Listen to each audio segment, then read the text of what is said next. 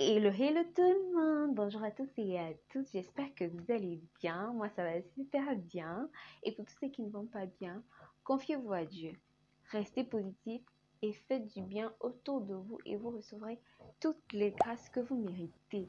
Je vous souhaite la chaleureuse bienvenue aux nouveaux abonnés. Sur ma chaîne nous parlons de développement personnel, d'astuces de vie quotidienne, de beauté, de santé, mais aussi de spiritualité, également de lifestyle. Ce sont des sujets qui t'intéressent, tu es sur la bonne chaîne. Si tu me regardes la première fois, je m'appelle Raïssa, youtubeuse camerounaise basée à Yaoundé au Cameroun. Je suis également mannequin modèle photo et maquilleuse professionnelle.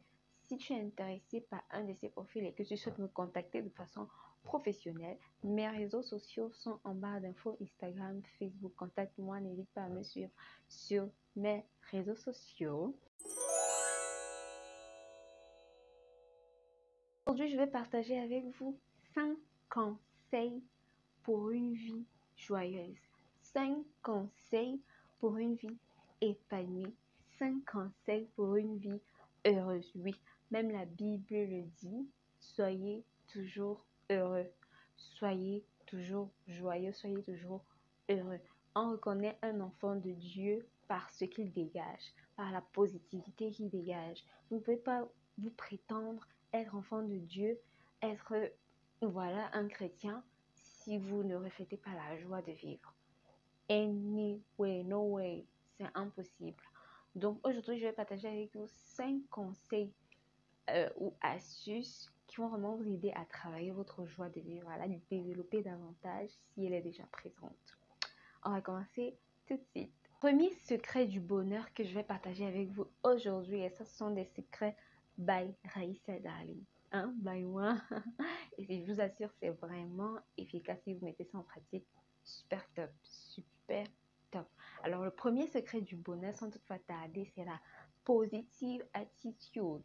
Positive attitude, c'est-à-dire tu positive face à toutes les situations qui t'arrivent. Je dis bien à toutes les situations qui t'arrivent, peu importe à quel point la situation peut être dramatique, peut être triste, peut être horrible. Tu dois trouver un moyen de voir ça de façon positive. Pourquoi est-ce que, ou alors comment est-ce que tu dois le faire? Qu'est-ce que tu dois te dire dans ton esprit? Tu dois te dire que, en fait, c'est ce que moi je fais. Tout ce qui arrive a un lien. Rien n'arrive par hasard dans la vie. Mais lorsque les choses nous arrivent, c'est soit pour nous rendre heureux, soit pour nous laisser des souvenirs, soit pour nous apprendre quelque chose. Alors, si tu es dans cet état d'esprit et tu vois vraiment tout ce qui t'arrive comme un moyen de te faire rendre joyeux, comme un moyen de te laisser des souvenirs, comme un moyen de t'apprendre quelque chose, franchement, tu seras heureux. Lorsque quelqu'un va même te faire du mal, tu vas limite le remercier parce qu'en te faisant du mal, forcément, il va t'apprendre quelque chose. Forcément, il va te rappeler que non, je suis en train de mal agir ici et là, tu vois. Donc, c'est un peu ça. Pour moi, tout est lié. Tout ce qui arrive a un sens. Même lorsque ton stylo tombe au sol et que je te cours pour le ramasser, ça a un sens. Parce qu'en te courbant pour le ramasser, euh, euh, tu as peut-être évité la mort quelque part ou bien tu as... Donc pour moi, tout est lié. C'est pour ça que quand quelque chose m'arrive, ça n'a pas toujours été comme ça. J'ai vraiment appris à travailler ça pour pouvoir m'en sortir. Sinon, croyez-moi, comme tout le monde, je me serais suicidée aujourd'hui parce qu'on a tous des problèmes, on est tous passés par là. Mais j'ai vraiment appris à voir la vie de cette façon, à voir que tout est lié, à voir que tout ce qui nous arrive a un sens, tout ce qui nous arrive a une raison d'être.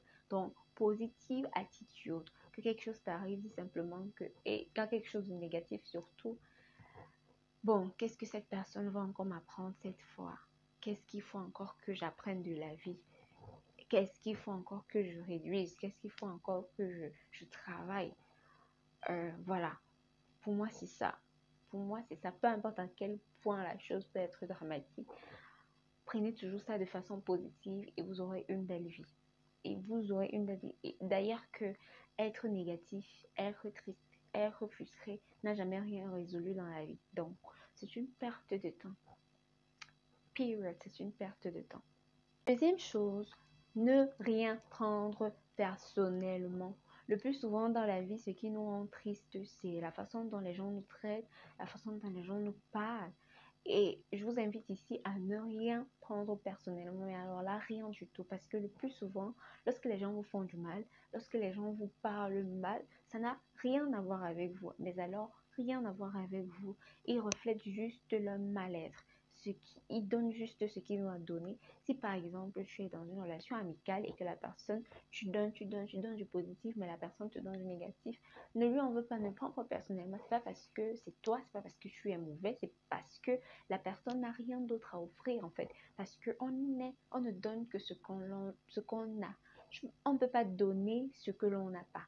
Donc prends-le comme ça et ne prends plus les choses personnellement et tu verras que ta vie va s'améliorer. Le problème ne vient pas de toi, ça vient de la personne. Troisième conseil, il faut pardonner. Pardonner pour se libérer, pas pardonner pour faire plaisir à l'autre, mais non, pardonner pour se libérer soi-même. Parce que lorsqu'on garde des rancœurs, on accumule des pensées négatives. En fait, on se fait du mal à nous-mêmes. La colère ou alors la rancœur, comme quelqu'un l'avait défini, c'est souvent des blessures que l'on s'inflige à nous-mêmes pour des choses que les gens nous ont dites ou nous ont faites. Tu vois, donc il faut vraiment pardonner. Pardonner ne veut pas forcément dire renouer avec la personne qui vous a fait du mal. Non, bon, de là, c'est juste libérer votre âme, libérer votre esprit à pardonner. Et dites-vous toujours que je dois pardonner parce que moi-même, je suis une pécheresse. Moi-même, je fais beaucoup de mauvaises choses, mais je suis toujours en vie parce que le Seigneur me pardonne. Donc, s'il me pardonne, pourquoi est-ce que moi, je ne devrais pas pardonner aux autres? Et puis, si tu n'es pas croyant, dis-toi simplement que ça ne va rien t'apporter de garder des rancœurs. Donc, vraiment, pardonner, ça facilite la vie, ça libère l'esprit, ça rend plus libre et puis tu reçois davantage de bénédictions lorsque tu pardonnes. Et lorsque tu pardonnes, si tu pardonnes 2 fois, le Seigneur te pardonne également 2 fois. Mais si tu condamnes 5 fois, le Seigneur va également te condamner 5 fois. Donc vraiment à méditer. Traitez les gens comme vous aimeriez être traités. Pour pouvoir comprendre ce principe de pardonner, traiter les gens comme vous aimeriez être traités, peu importe ce que les gens vont faire. Comme souvenez-vous du principe précédent, ça ne vient pas de vous. Ça a à voir avec la personne, avec l'être de la personne. Intérieurement, cette personne n'est pas bien, donc elle ne peut que donner ce qu'elle a à l'intérieur d'elle. Et lorsque vous aurez compris ça, vous allez facilement appliquer le troisième conseil qui est de pardonner et libérez-vous mentalement. Le quatrième conseil, c'est que vous allez apprécier ce que vous avez déjà en pratiquant la gratitude. N'attendez pas d'être multimillionnaire, d'avoir des tonnes et des tonnes de maisons, d'être marié, d'avoir des enfants pour commencer à pratiquer la gratitude. Non, le souffle de vie que tu as aujourd'hui, c'est une grâce parce que beaucoup ne l'ont pas. La santé que tu as aujourd'hui, beaucoup ne l'ont pas. Le téléphone portable que tu as aujourd'hui, beaucoup ne l'ont pas. La connexion Internet que tu as aujourd'hui, beaucoup ne l'ont pas. Donc, pratiquer la gratitude parce que oui, il y a toujours pire que nous. Il y a toujours pire que nous. Donc, on a des grâces. Il y a des gens qui prient pour avoir la vie qu'on a. Il y a des gens qui prient pour avoir la vie que tu as. Donc, sois reconnaissant pour ce que tu as déjà. Sois reconnaissant pour ce que tu as déjà, mais continue à te battre pour l'objectif que tu vas atteindre, pour ce que tu vas atteindre plus tard. Mais déjà, sois heureux avec la vie que tu as. N'attends pas d'avoir tout pour profiter de la vie. Tu as déjà la vie. Profite de tout. Cinquième et dernier conseil, toujours se souvenir qu'il y a pire que nous. Ça rejoint un peu ce que je disais tout à l'heure. Lorsque tu vas apprendre à te contenter de ce que tu as déjà,